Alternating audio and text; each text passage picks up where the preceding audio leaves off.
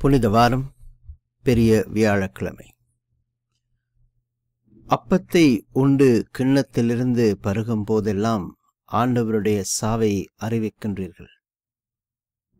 அன்புமிக்க சகோதர சகோதரிகளே, இயேசுவே ஆண்டவர் என்னும் இனிய நாமத்தில் நல்வாழ்த்துக்கள். இன்று புனித வியாழன். இயேசு பணிக்குருத்துவத்தையும் நற்கருணையையும் ஏற்படுத்திய நாள். பிறர் வாழ தன்னையே இழப்பதுதான் தெய்வீகம் என்பதை மகத்துவமான திருவருட் சாதனங்கள் வழியாக இயேசு நமக்கு உணர்த்துகின்றார். பிறர் வாழ தன்னையே இழப்பதுதான் தெய்வீகம் என்பதை மகத்துவமான திருவருட் சாதனங்கள் வழியாக இயேசு நமக்கு உணர்த்துகின்றார். தனது உடலும் இரத்தமும் உலக மக்களின் மீட்புக்காக கையளிக்கப்படும் என்று சொன்னபடியே அவர் அதை நிறைவேற்றினார்.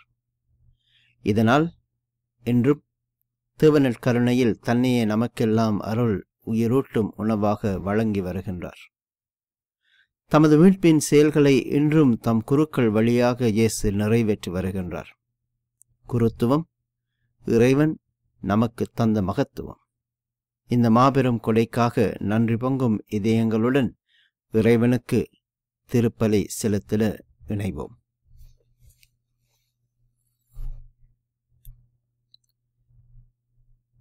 முதல் வாசகம் விடுதலை பயண நூலிலிருந்து எடுக்கப்பட்டுள்ளது. அதிகாரம் 12, வசனங்கள் 1-8, 11-14 வரை. எகிப்து நாட்டில் ஆண்டவர் மோயிசனுக்கும் ஆரோனுக்கும் பின்வருமாறு கூறினார். உங்களுக்கு மாதங்களில் தலையாயது இம்மாதமே. ஆண்டில் உங்களுக்கு முதல் மாதமும் இதுவே. இஸ்ராயல் மக்கள் கூட்டமைப்பு முழுவதற்கும் நீங்கள் அறிவியுங்கள். அவர்கள் இம்மாதம் 10ஆம் நாள் குடும்பத்திற்கு ஓர் ஆடு, வீட்டிற்கு ஓர் ஆடு என்று தேர்ந்தெடுத்துக் கொள்ளட்டும். ஓர் ஆட்டினை உண்ண ஒரு வீட்டில் போதிய ஆட்கள் இல்லையெனில் உண்போரின் எண்ணிக்கைக்கும் உண்ணும் அளவிற்கும் ஏற்ப அண்டை வீட்டாரை சேர்த்து கொள்ளட்டும். ஆடு குறைபாடற்றதாக, கிடாயாக, 1 வயது குட்டியாக இருக்க வேண்டும். தேர்ந்தெடுப்பது வெள்ளாடாகவோ செம்மறியாடாகவோ இருக்கலாம். இம்மாதம் 14ஆம் நாள் வரை அதை வைத்து பேணுங்கள். அந்நாள் மாலை மங்கும் வேளையில் இஸ்ராயல் மக்கள் கூட்டமைப்பின் அனைத்து சபையும் அதை வெட்ட வேண்டும். இரத்தத்தில் சிறிதளவு எடுத்து உண்ணும் வீடுகளின் 2 கதவு நிலைகளிலும் மேல் சட்டத்திலும் பூச வேண்டும். இறைச்சியை அந்த இரவிலேயே உண்ண வேண்டும். நெருப்பில் அதனை வாட்டி புளிப்பற்ற அப்பத்தோடு கசப்பு கீரையோடும் உண்ண வேண்டும். நீங்கள் அதனை உண்ணும் முறையாவது: இடையில் கச்சை கட்டி, கால்களில் காலணி அணிந்து, கையில் கோல் பிடித்து விரைவாக உண்ணுங்கள். இது ஆண்டவரின் பாஸ்கா. ஏனெனில் நான் இன்றிரவிலேயே எகிப்து நாடெங்கும் கடந்து சென்று எகிப்து நாட்டில் மனிதர் தொடங்கி விலங்கு வரை அனைத்து ஆண்பால் தலைப்பிறப்பையும் சாகடிப்பேன். எகிப்தின் தெய்வங்கள் அனைத்தின் மேலும் நான் தீர்ப்பிடுவேன். நானே ஆண்டவர். இரத்தம் நீங்கள் இருக்கும் வீடுகளில் உங்களுக்கு அடையாளமாக இருக்கும். நான் இரத்தத்தை கண்டு உங்களை கடந்து செல்வேன். எகிப்து நாட்டில் நான் அவர்களை சாகடிக்கும் போது கொள்ளை நோய் எதுவும் உங்கள் மேல் வராது. இந்நாள் உங்களுக்கு ஒரு நினைவு நாளாக விளங்கும். இதனை ஆண்டவரின் விழாவாக நீங்கள் தலைமுறை தோறும் கொண்டாடுங்கள். இந்த விழா உங்களுக்கு நிலையான நியாயமாக இருப்பதாக. இது ஆண்டவர் வழங்கும் அருள்வாக்கு. இறைவா, உமக்கு நன்றி.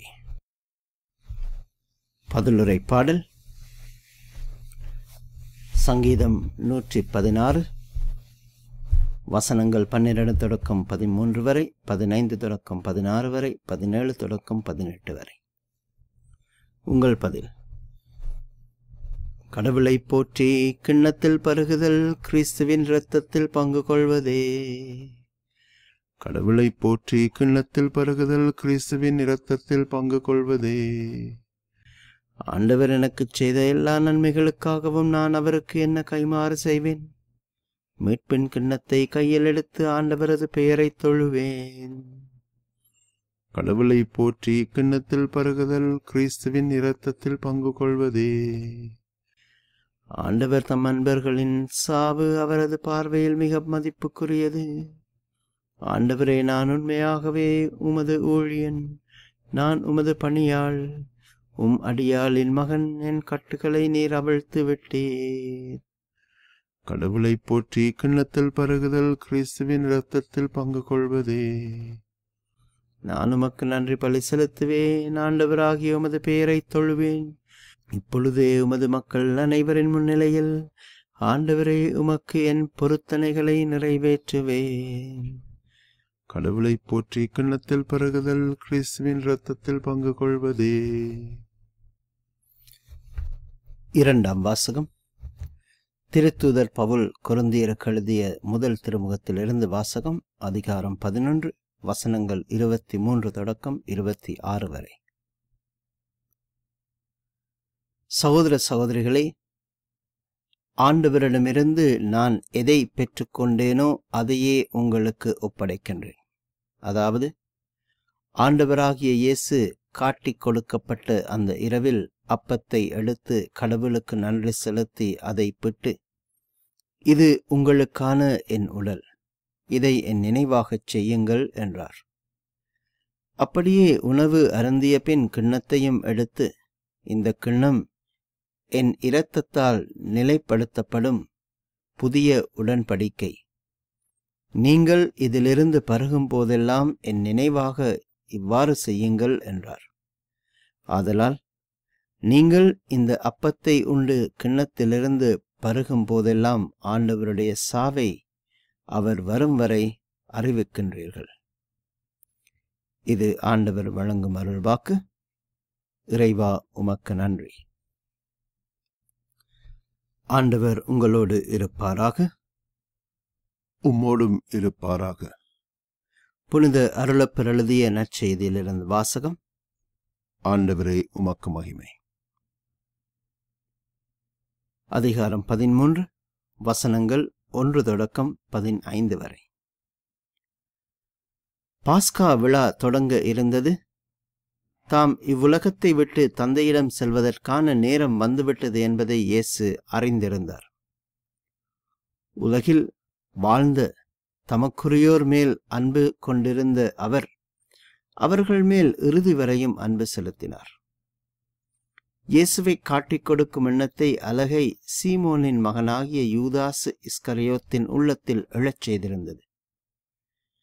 இரவுணவு வேளையில் தந்தை அனைத்தையும் தாம் கையில் ஒப்படைத்துள்ளார் என்பதையும், தாம் கடவுளிடமிருந்து வந்தது போல் அவரிடமே மீண்டும் திரும்பிச் செல்ல வேண்டும் என்பதையும் இயேசு அறிந்திருந்தவராய் பந்தியிலிருந்து எழுந்து தம் மேலுடையை கழற்றி வைத்துவிட்டு ஒரு துண்டை எடுத்து இடுப்பில் கட்டிக்கொண்டார்.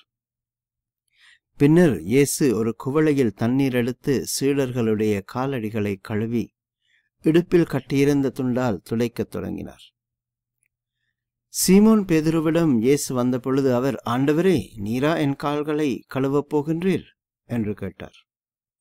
இயேசுவோ மறுமொழியாக, நான் செய்வது இன்னதென்று இப்பொழுது உனக்கு புரியாது, பின்னரே நீ புரிந்து கொள்வாய் என்றார். பேதுரு அவரிடம், நீர் என் காலடிகளை கழுவ விடமாட்டேன் என்றார். இயேசு அவரை பார்த்து, நான் உனது காலடிகளை கழுவாவிட்டால் என்னோடு உனக்கு பங்கு இல்லை என்றார். அப்போது சீமோன் பேதுரு, அப்படியானால் ஆண்டவரே, என் காலடிகளை மட்டுமல்ல, என் கைகளையும் தலையையும் கூட நீரே கழுவும் என்றார். இயேசு அவரிடம், குளித்து விட்டவர் தம் காலடிகளை மட்டும் கழுவினால் போதும், அவர் தூய்மையாகி விடுவார். நீங்களும் தூய்மையாயிருக்கின்றீர்கள், ஆனாலும் அனைவரும் தூய்மையாயில்லை என்றார். தம்மை காட்டிக் கொடுப்பவன் எவன் என்று அவருக்கு ஏற்கனவே தெரிந்திருந்தது. எனவேதான் உங்களுள் அனைவரும் தூய்மையாய் இல்லை என்றார்.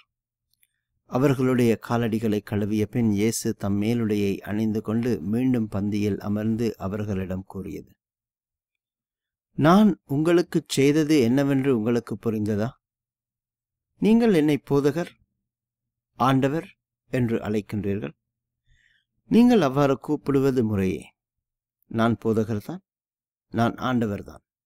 ஆகவே ஆண்டவரும் போதகருமாகிய நான் உங்கள் காலடிகளை கழுவினேன் என்றால், நீங்களும் ஒருவர் மற்றவருடைய காலடிகளை கழுவ கடமைப்பட்டிருக்கின்றீர்கள். நான் செய்தது போல் நீங்களும் செய்யுமாறு நான் உங்களுக்கு முன்மாதிரியை காட்டினேன் என்றார். இது கிறிஸ்து வழங்கும் நற்செய்தி. கிறிஸ்துவே உமக்கு புகழ்.